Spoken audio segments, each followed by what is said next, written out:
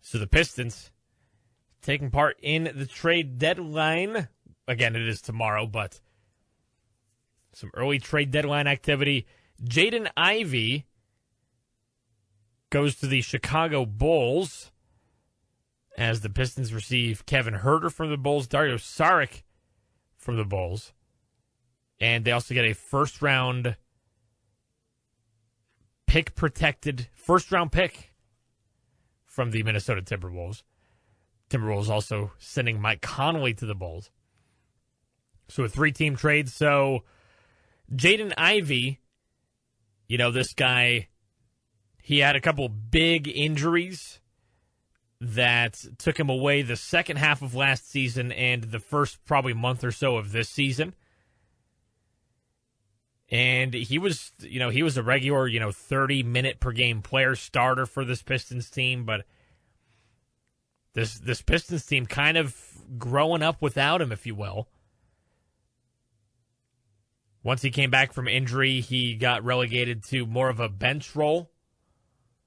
17 minutes per game this season. Again, a big drop-off to his normal 30-minute per game career average.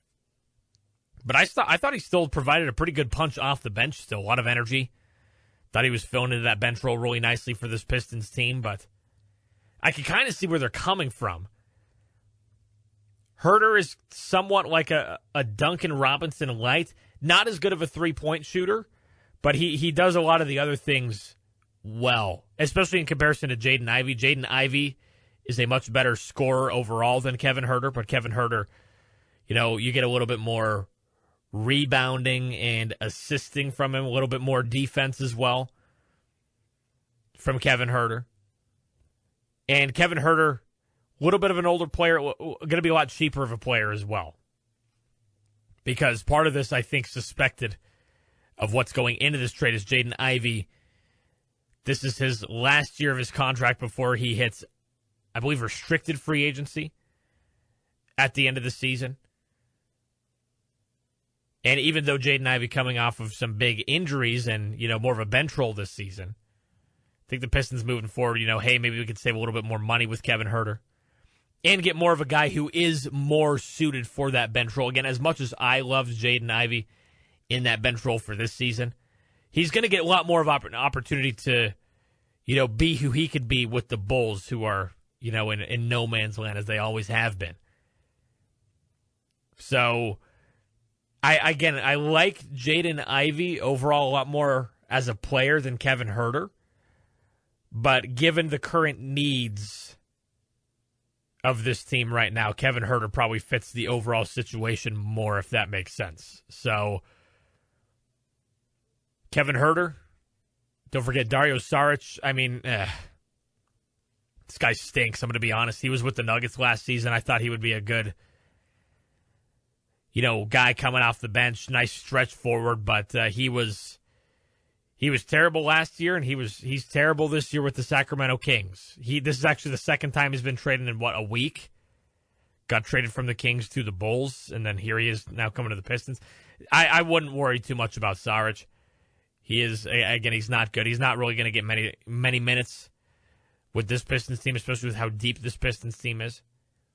Much better guys that you could play than Dario Saric. So, again, the main guy is Kevin Heurter. And, of course, getting that pick swap with the Minnesota Timberwolves, that's going to help give this team some maybe trade flexibility as well. Granted, it is for this upcoming draft, but you never know. Never a bad thing to have more picks than less. So, goodbye, Jaden Ivey. Been fun having you with the Pistons.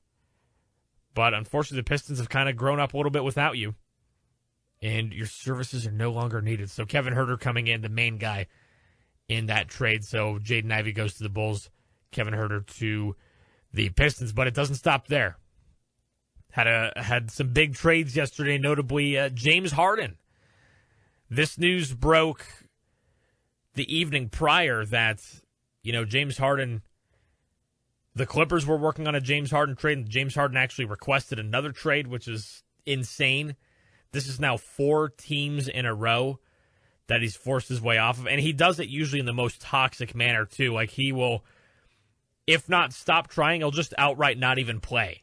He intentionally holds out, and he forces these teams to do what he wants and go to the team that he wants. He did it with the Rockets, and then with the Nets, and then with the Sixers, and then the Clippers to the Cavs. Now on paper, the Cavs with a big upgrade, it's pretty much just a 1-for-1 Harden for Darius Garland. The Clippers also getting a second-round pick. Garland dealing with some injuries this season. But James Harden, even though he's 10 years older, 36, he's still having a much better season than Darius Garland is. I'd be curious to see how this changes the dynamic a little bit for the Cavs. They already have a ball-dominant guard in Donovan Mitchell. So we'll see how that kind of affects that dynamic. I mean, the Cavs have had a little bit of an underwhelming season this year compared to what they expected from themselves and what, really anybody expected from them based on the regular season that they had last year before a very early playoff exit. So, pretty interesting trade. I still just don't know how you trade for this guy because, again, this guy is toxic. He forces his way out of every situation he's pretty much been in. And this guy doesn't show up in the playoffs. So if you want this team to take the next step in the playoffs, I'm not sure James Harden is exactly your guy if you want to take that next step. But we'll see. So Harden to the Cavs. And another big one, Jaren Jackson Jr., former Defensive Player of the Year, gets traded from the Grizzlies to the Jazz. 8-player trade. The Jazz get Jackson, John Conchar, Jock Landale, and Vince Williams Jr. The Grizzlies get Walter Clayton, Kyle Anderson, Georges Niang, Taylor Hendricks, and then 3 picks from various teams. Now, Jaren Jackson Jr., I mean, he's a pretty big-time player, especially defensive player. That's his MO, but the Grizzlies, man, this is a team that's basically ready to blow it up and try again. They had a pretty decent rebuild. Getting that young core, you got Ja Morant and then Jaren Jackson Jr., but just, with recent years, especially with all the off-court stuff with Ja Morant, he has really not been developed into as much of a star as we probably would have expected. And then Jaren Jackson Jr., his plays actually decreased a little bit over the last couple of seasons. Still a solid player, though. 19 points per game, 6 rebounds. And again, very, very good defensive player. 1.5 blocks, 1 steal per game. Again, he won a Defensive Player of the Year award a couple years ago. But, yeah, pretty interesting trade for the Jazz. I think the Jazz, they get a pretty good guy there in Jaren Jackson Jr. as they are continuing their rebuild. But Memphis, yeah, they're pretty much blowing this thing up. The Grizzlies are pretty much done. This whole Ja Morant and Jaren Jackson experiment, it's done. As a matter of fact, I would not be surprised if Ja Morant gets traded at this trade deadline. His name has been floated out there. But he really doesn't have that high of a stock. Again, looking back probably 5 years ago, 4 or 5 years ago, this guy was looked at as probably going to be a top 3 player in the NBA. As a matter of fact, the way I look at it, Shai Gilgeous-Alexander, FTA, SGA, with Oklahoma City, he is probably what Ja Morant should have been. That sort of player, that sort of level. But then you had all that off-court stuff happen. He had some injuries, and that's that. Now suddenly nobody wants him. So that trade happened as well. And then the last trade that was probably any significant yesterday, the Bulls, in another trade, Nicola Vucevic gets traded to the Celtics for a guard, Anthony Simons. So the Celtics get a little bit more of a suitable replacement for Kristaps Porzingis, who they traded to the Hawks in the offseason. So that could change things for the Celtics as well. Vucevic, pretty solid guy. That's the thing with the Bulls. I mean, they get some guys who are not really suited to be star players, but they're sort of having them be star players. I mean, they tried the whole Zach LaVine thing for years, Vucevic as well. But that could be a pretty big trade, too, with the Celtics trying to gain some ground with the Pistons in the top of the Eastern Conference. The Cavs as well, trying to get back into that mix. They're currently a 5th, tied for 4th with the Raptors. But as I mentioned, it's kind of setting the stage for a huge trade with Giannis Antetokounmpo. I think he's as good as gone with Milwaukee. On and off trade rumors all season. And really this past week it was reported that the Bucks were actually listening to offers for Giannis, probably specifically the more aggressive ones. I mean, this is Giannis. This has been a top 2 or 3 player in the NBA for the last 6 seasons. Had back-to-back MVPs, NBA championship. And the Bucks are just they're ready to move on, ready to kind of get a rebuild going. And it's reported that the Bucks were actually making some counter offers to some of these offers. So it does seem like a deal is. I would probably put the chances of a Giannis trade happening in the next 24 hours at, I would say, probably 70%. I'm 70% sure that a Giannis trade is happening. Report here, even the Warriors, one of the more aggressive teams in pursuit, they've even included Draymond Green, franchise staple, key with their championships over the last, in the last 10 years or so. Draymond Green, they're even willing to get rid of that guy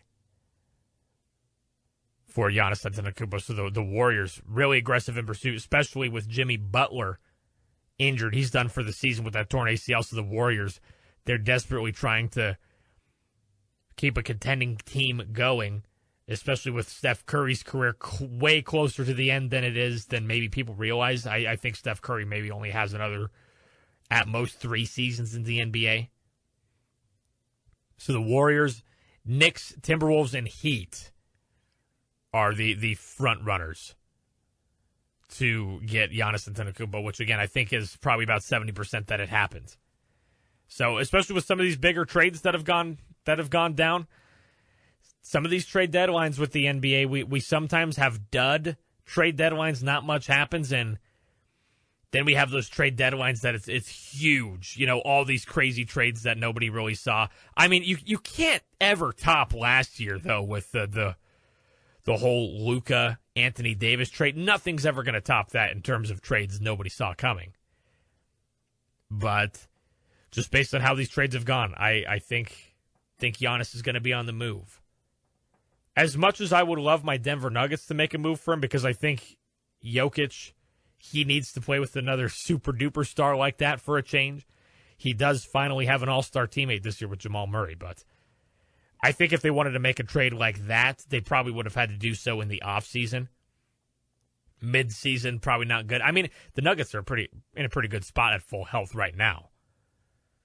But, Nuggets aside, Giannis, days are numbered, looking like in Milwaukee.